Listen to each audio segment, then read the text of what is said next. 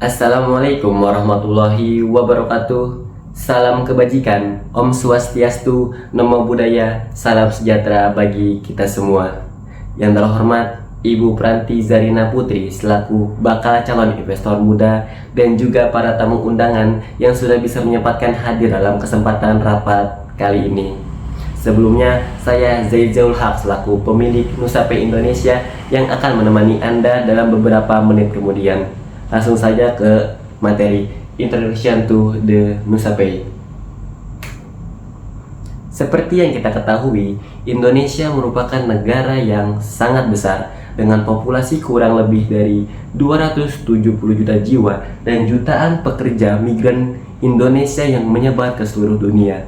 Industri remitansi merupakan peluang yang sangat besar, namun sayangnya remitansi tradisional dihadapi oleh beberapa masalah seperti biaya yang cukup tinggi, proses yang cukup lama, dan kurangnya transparansi. Maka dari itu Nusapay hadir sebagai solusi remitansi modern berbasis teknologi blockchain dan cryptocurrency yang melayani transparan, cepat, mudah, aman, dan terpercaya. Jadi juga kita memiliki tagline Bapak Ibu sekalian, Nusapay itu uangmu jalan-jalan sampai tujuan dengan aman. Selanjutnya adalah market target. Setelah melakukan riset oleh tim kami juga, kami mendapatkan 3 target utama, yaitu diantaranya adalah pekerja migran, mahasiswa internasional, dan juga komunitas diaspora. Untuk saat ini kami hanya memfokuskan pada 3 target pasar utama. Namun untuk seiring berjalannya waktu, kami akan mentargetkan juga untuk target-target pasar minoritas. Oke, selanjutnya adalah comparison out of advantage.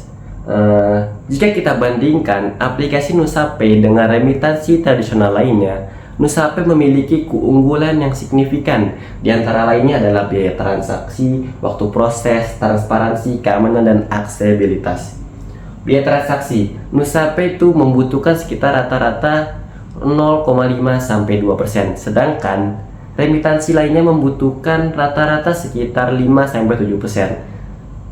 Selanjutnya itu adalah waktu proses.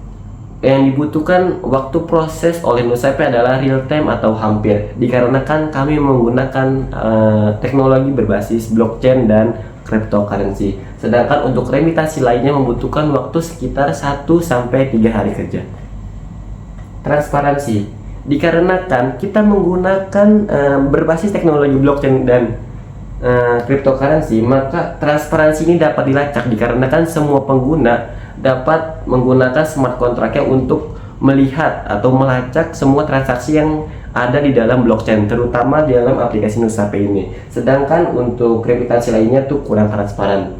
Keamanan, lagi-lagi dikarenakan tadi semua pengguna dapat melacak semua transaksi, maka tingkat keamanan dalam aplikasi Nusapay itu memiliki tingkat keamanan yang sangat-sangat tinggi. Yang terakhir adalah aksesibilitas. Kami tahu pelanggan atau konsumen tuh pasti maunya simpel-simpel aja. Jadi kita akan menyesuaikan dengan pasar tersebut. Kita harus menyediakan aplikasi terutama di mobile, terutama juga di handphone. Kita juga menyediakan di mobile, di desktop maupun di platform lainnya. Sedangkan untuk remitansi lainnya itu harus datang ke cabang atau agen. Setelah kita membandingkan Nusapay dengan remitansi lainnya, saya sekarang ingin menjelaskan bagaimana cara menggunakan aplikasi Nusapay untuk melakukan transaksi remitansi. Di sini ada 5 tahap. Yang pertama ada pendaftaran, top up saldo, transaksi, verifikasi, dan juga pengiriman dana. Yang pertama adalah pendaftaran. Pengguna mendaftarkan akunnya di platform Nusapay, lalu verifikasi identitas atau KYC sesuai regulasi yang berlaku, dan juga pengguna memilih mata uang yang digunakan, fiat atau cryptocurrency. Selanjutnya adalah top up saldo. Pengguna dapat top up saldo melalui berbagai metode pembayaran seperti transfer bank, kartu kredit, e-wallet, ataupun juga cryptocurrency. Yang ketiga adalah transaksi. Pengguna mendaftarkan alamat di tahap penerima seperti mulai dari nama, smart contract, nominal ataupun mata uang yang ingin digunakan. Dan juga di sini juga sistem akan verifikasi jika mata uang perlu dikonversi ke mata uang negara lain, dan juga sistem akan memperhitungkan biaya transaksi. Lalu pengguna akan mengkonfirmasi transaksi tersebut. Yang keempat adalah verifikasi.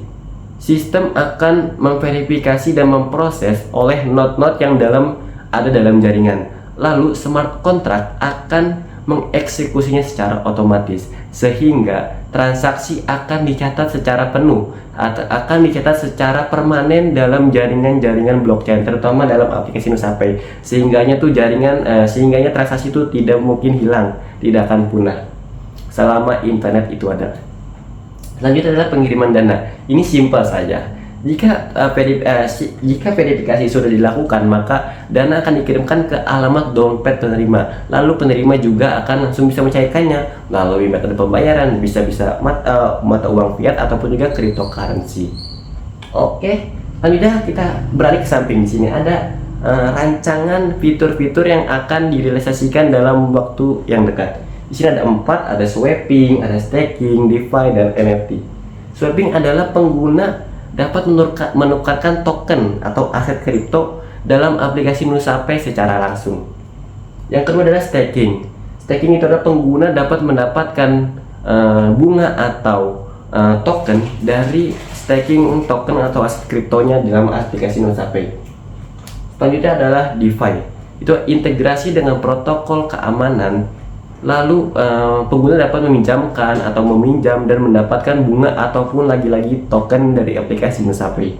Yang terakhir adalah NFT, non fungible token. Ini tuh kayak aset digital yang unik, yang menarik. Itu kayak misalnya tuh kayak lucu-lucuan aja, tapi ini memiliki nilai jual. Misalnya kalian membeli gitu, misalnya dari harga sekarang tuh misalnya rendah, nanti akan kalian hold gitu sampai tahun depan atau waktu bulan depan. Kalau misalnya harganya naik, kalian jual saja, itu bisa mendapatkan fresh money. Selanjutnya di sini kita membagi dua strategi bisnis dan strategi branding. Dalam strategi bisnis kita memiliki 4: pengembangan produk, akuisisi pengguna, ekspansi pasar, dan yang terakhir adalah regulasi.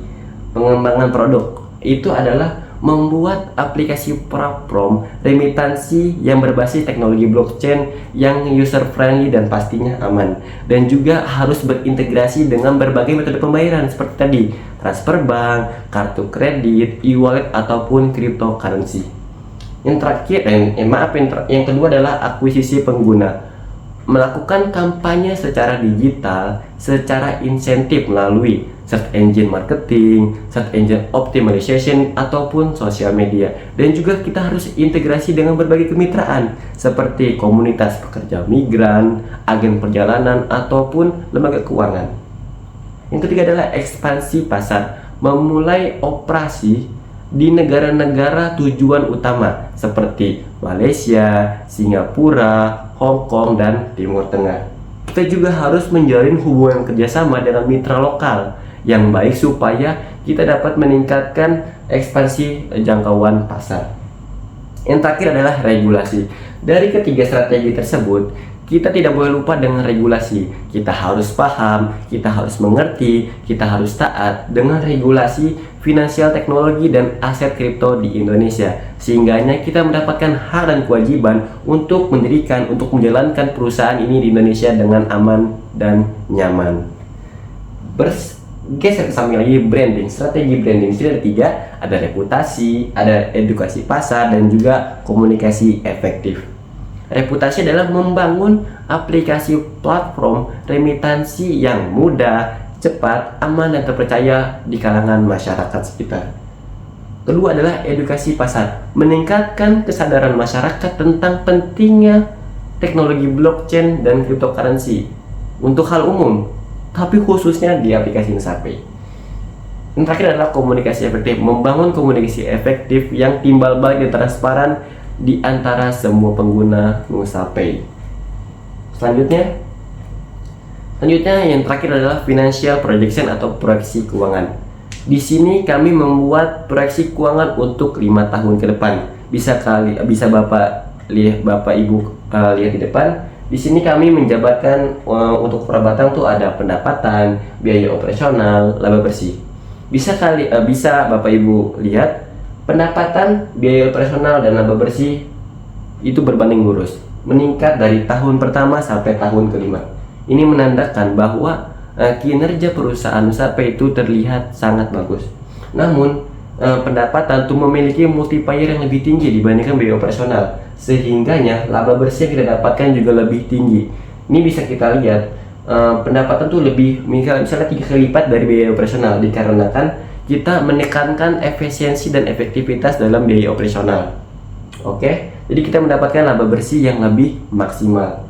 Terus kita juga memiliki tabel return of investment dan juga profit margin. Kita asumsikan kalau Bapak Ibu sekalian tuh berinvestasi pada perusahaan kami, yaitu adalah 50 miliar di awal. Untuk tahun pertama kita mendapatkan return of investment ROI 4,8%, selanjutnya 12%, 19,8% dan 36%. Pada tahun keempat, Bapak dan Ibu itu mendapatkan titik balik modalnya. Dan juga tahun kelima 63%. Untuk perhitungan lebih lanjut tentang return of investment, profit margin, terus juga detail biaya operasional, nanti saya akan kirimkan melalui email Bapak Ibu yang sudah mendaftarkan di registrasi awal. Untuk lebih jelas ya, mungkin Bapak Ibu bisa baca sendiri dari file yang nanti saya akan kirimkan. Mungkin itu saja yang dapat saya sampaikan, kurang lebihnya mohon maaf.